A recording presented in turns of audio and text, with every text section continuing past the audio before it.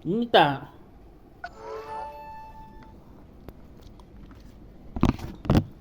Kau tengok sekarang apa jadi.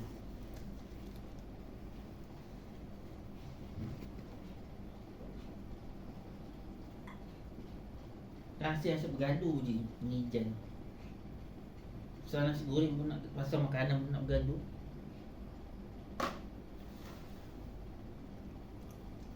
Patutlah dah sebab mata hantu je. Nasi gorengnya tak sedap. Macam mana boleh tahu dek? Dia jam nasi goreng. Kan dia tidur, mana dia tahu? Kan dia tidur semalam. Macam mana boleh tahu dek? Dia nampak polstring. Dah agak tau. Lepas dia tanya lah.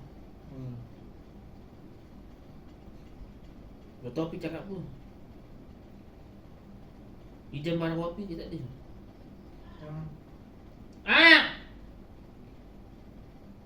Apa dia marah siapa? Barang api. Oh jadi yang bergaduh semalam api langit kan? Yelah nasi gorengnya sedap. Yang pertama sedap.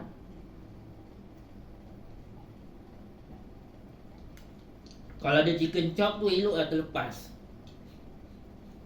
badan muka.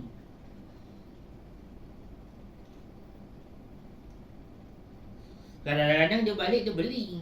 Selalu kan dia beli.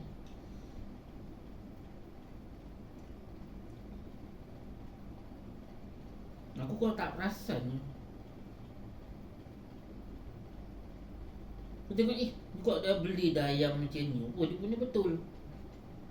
Semalam dia ada beli. Semalam kan Ijan beli. Lepas tu Apip tak perasan. Yang dia beli nasi goreng ayam bakar tu. Dulu yang pertama yang bapak sedap. Yang kedua dia bapak tak sedap. Dia ada dua kan. Yang pertama yang paling sedap kan.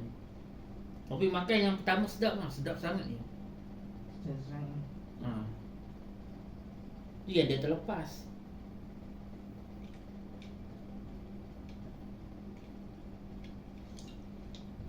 Siapa suruh dia tidur? Terlepas lah nasi goreng tu. Boleh tidur lagi tak ni?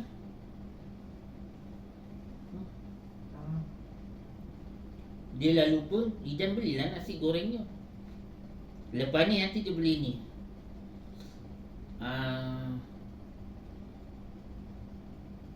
Chicken chop. Chicken chop. Chicken chop tu, ayam tu. Tu yang besar, ayam besar tu. Dan nanti dia beli. Tahu pas lagi pada muka.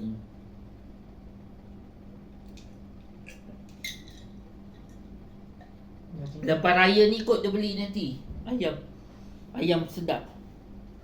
Chicken chop.